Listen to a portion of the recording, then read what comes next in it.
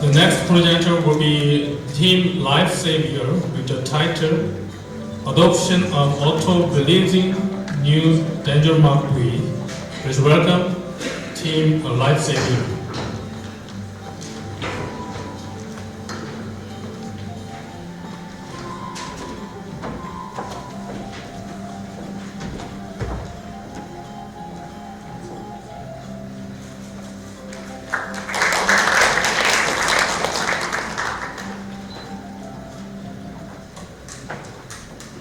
Good afternoon, honorable judges and fellow participants and all the observers. I know this is a really sleepy time, but please concentrate on our presentation. So our team Life Savior stands here today to propose a compulsory carriage of auto-releasing new danger mark buoy on vessels. So our presentation will be presented in the following order. Firstly, we'll explain about the background on why a new danger mark buoy came into effect. Secondly, we'll talk about the limitations and the problems this new danger mark buoy has shown us.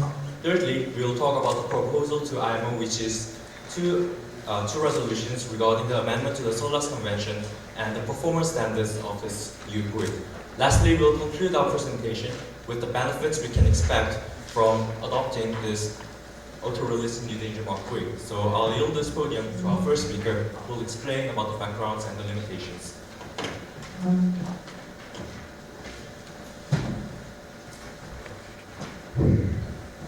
Moving on, we'll start with explaining the background on why we propose the installation of an auto-releasing new danger mark buoy on vessels. In 2002, there was a collision in English Channel which led to sinking of a motor vessel named Tricolor. As the wreck sank in TSS with dense traffic, buoys were placed around the wreck and coast guards patrol around to notify ships nearby to prevent further accidents. However, regardless of the effort, 3 vessels failed to perceive the danger and collided with the wreck over the 2 weeks. This wreck in Dover Strait brought into sharp focus the effective responses required to adequately and quickly mark such new dangers and prevent further collisions. Depending on lateral buoy, bearing buoy, and isolated danger buoys, navigators had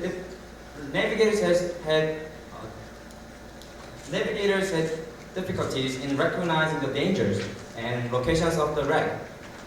With an adoption of a new danger mark buoy, they were able to quickly assess and be aware of the existence of new dangers like sandbanks, wrecks, and artificial structures. Despite its purposes, a new danger mark buoy has many problems in economic and time-related aspects. To solve such problems of this buoy and maximize the function of this specific buoy, our team have come up with an auto-releasing new danger mark buoy. As mentioned in the background, a new danger mark buoy has many limitations and problems. This can be seen in real case examples. The first example, the tragic Chona warship incident, is a case that shows a limitation on installation and management. After the sinking of Chona warship, it took almost 1 month to recover. To reduce the cost to 5% of what was needed for standard buoy, as well as time needed for installation, the Navy did not install a standard wreck buoy recommended by the IMO, but rather they put a simplified version due to economic and convenience problems. The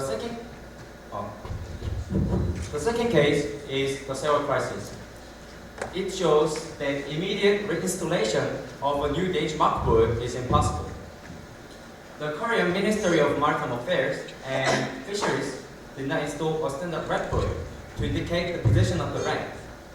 Rather, they put 3 buoyant airbags, as you can see on the presentation, to indicate the position of the wreck. Referring to the above cases, there are 3 main limitations we can see on a new danger mark buoy.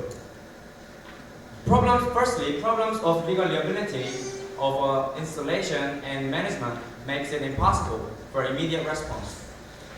Secondly, as installation of a buoy has to be done after considering the environment of the area, such as sea state, weather, and depth, Much time is needed just to decide when and how the buoy can be installed.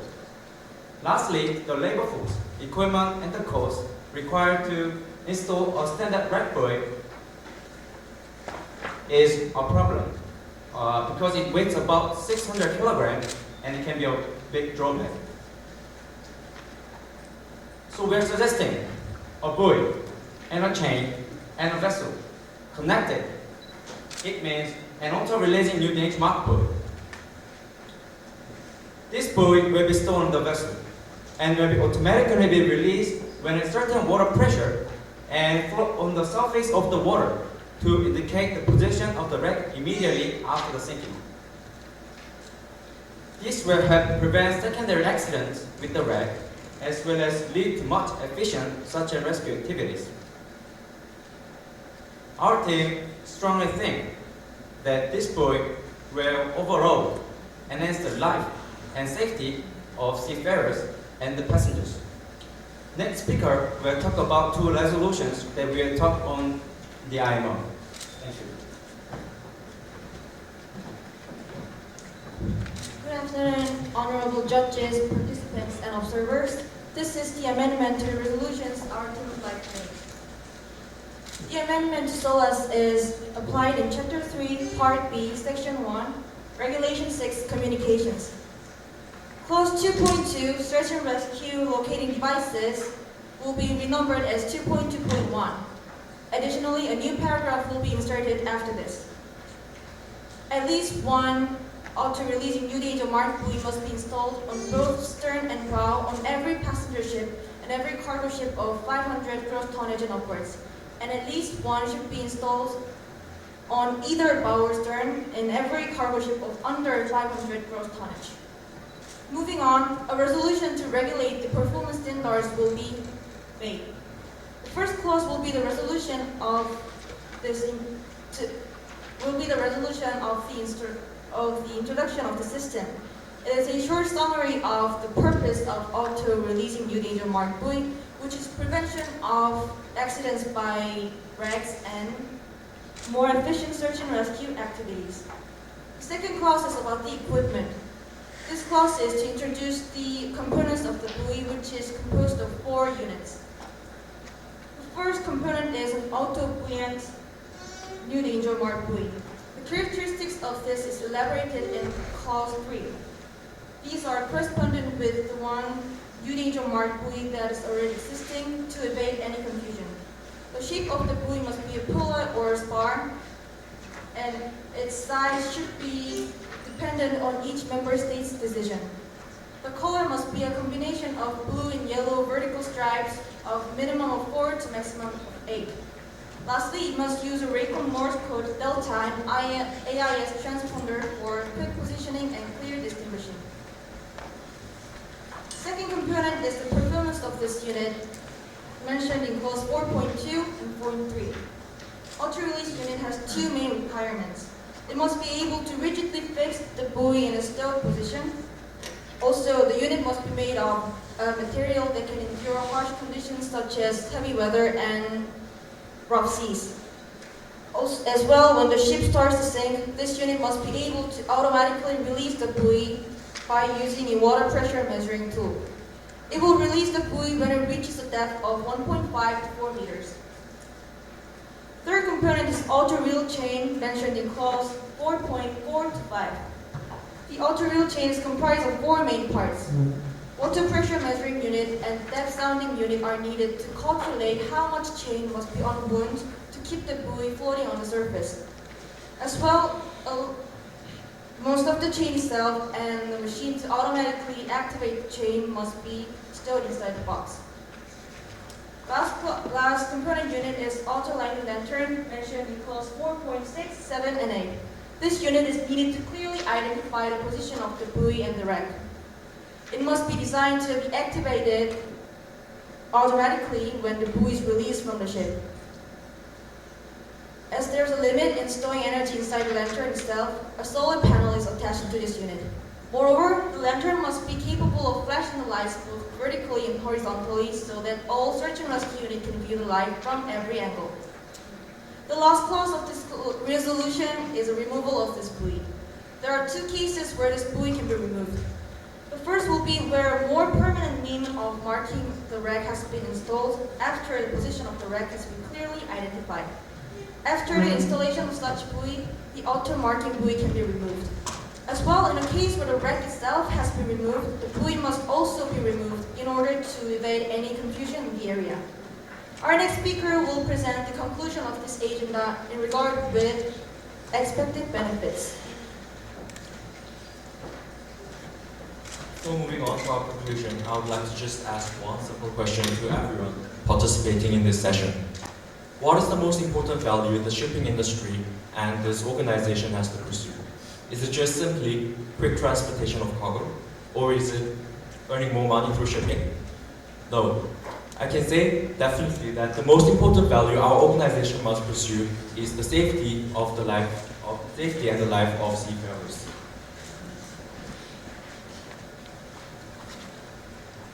From the famous Titanic that took 1,513 lives in 1912, to the recent Seoul crisis and Stella Daisy incident in 2014 and 2017 respectively, over 100 years has passed.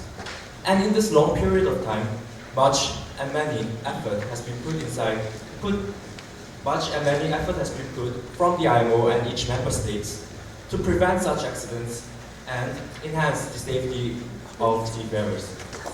However, we are still hearing news about a ship sinking in the middle of an ocean, and we are still witnessing news all around the world that are showing the death of seafarers and sinking of ships.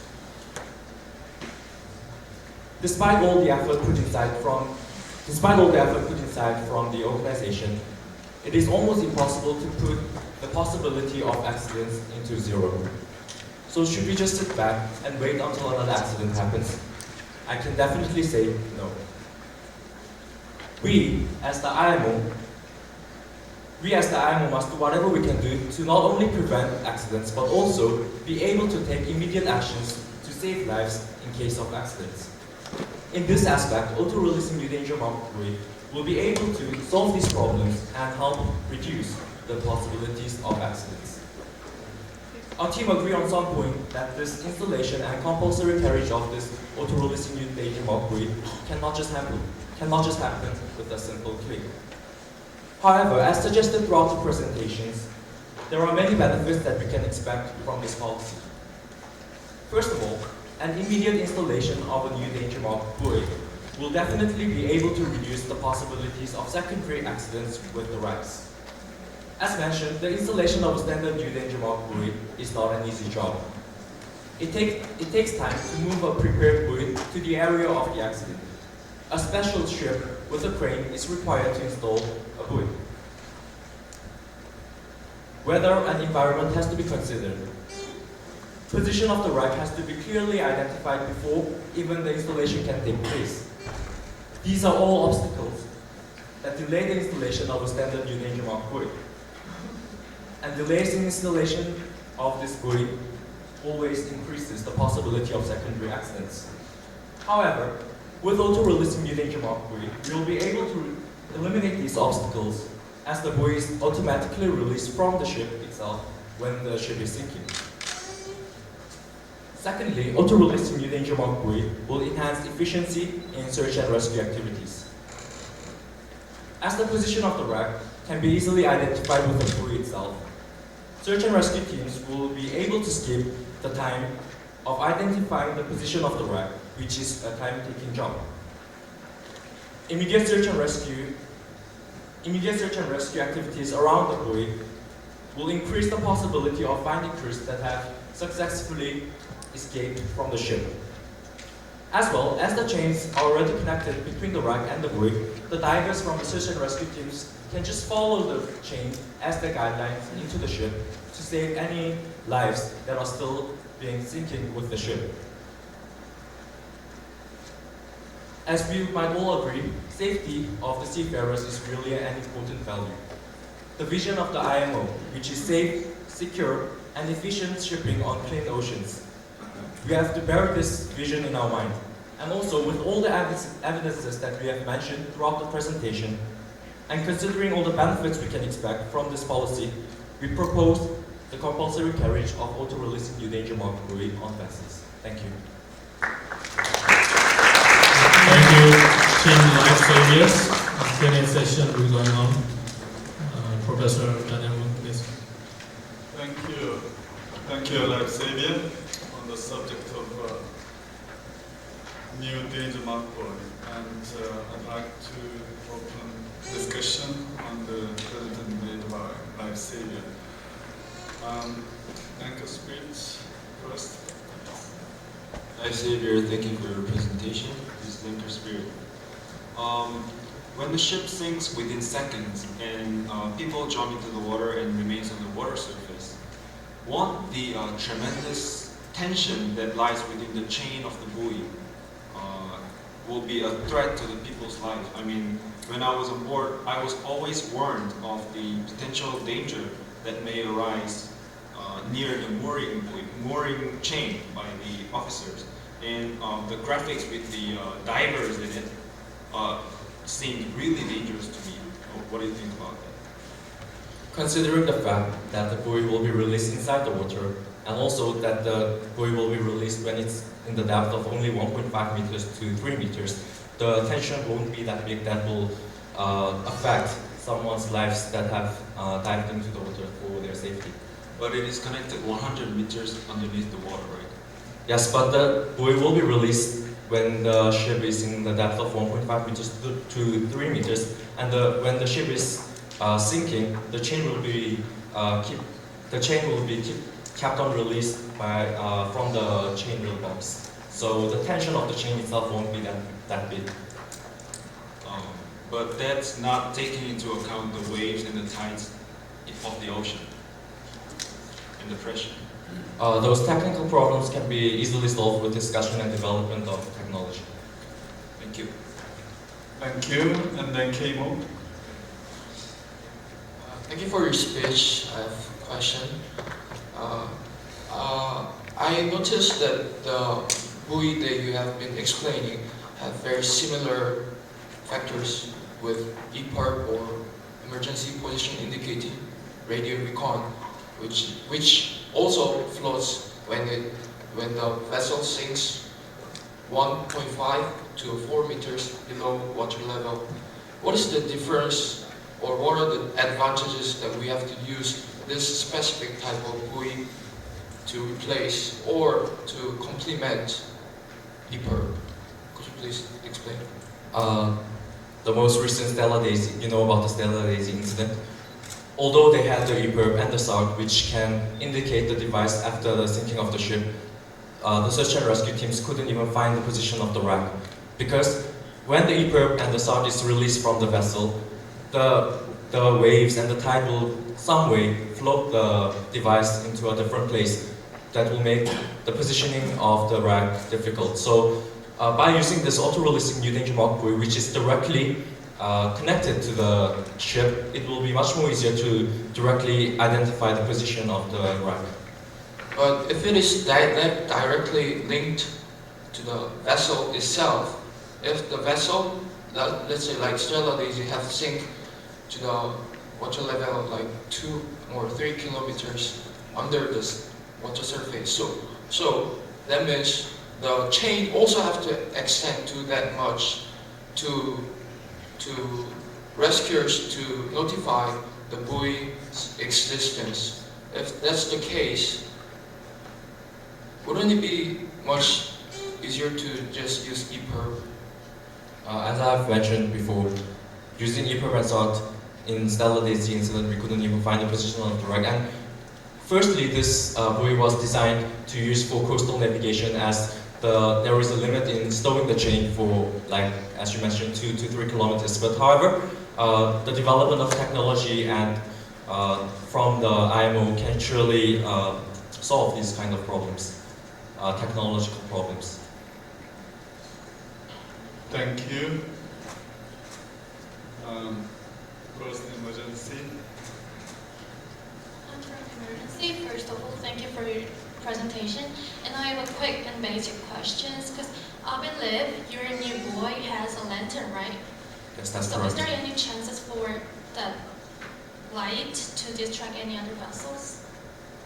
Because it blinks with the light, so I think it might distract the other vessels on the ship. But that's the point of a buoy. It must distract a vessel because they must be able to identify the position and the presence of the wreck. So that is why we are putting a lantern on top of the buoy. So the other vessels that are navigating near the wrecks can identify the position of the wreck to prevent secondary accidents. So that's actually a good point for us. Thank you. Thank you. More questions? Thank you for your presentation. This is Peter Kim. I was told the news about auto-releasing the danger mark buoy, and the news said the Korean Maritime and Ocean University already have made starts about the study. What is the difference of the university work, and so what is your exact proposal? Propose to make the new mark buoy, or how to revise on the rules? Can you? What is the difference on the Korean Maritime and Ocean University studies? I've saw your presentation on the picture about the new danger mark buoy. Is that picture already on the newspaper? So, and the studies also said I thought it's really similar with your ideas. Actually, the study, we have also participated in our research lab in KMU, and actually we are proposing the compulsory carriage of this buoy, not the invention of this buoy. So I don't exactly get your point. Thank you. Thank you. It's better not to mention the organization you've been involved, so that assessors or judges cannot be distracted. Okay? Thank you for your cooperation. And yes, Mr. Lee from Korean Research Shipping. Thank you very much for your very interesting presentation. I have a curiosity regarding, you mentioned you will use the chain for the buoy. However, if the chain has 100 meter length, the chain will have its own weight, maybe incredible weight. So, have you ever thought about the buoyancy of the buoy to withstand the weight of the chain?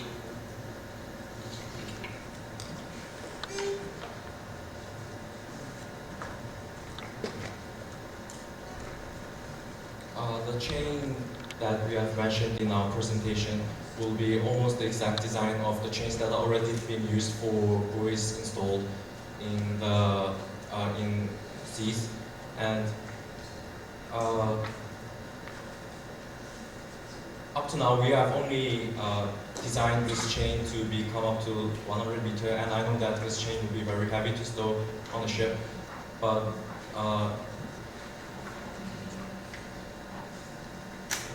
In the case, the buoy should be very big to be closed.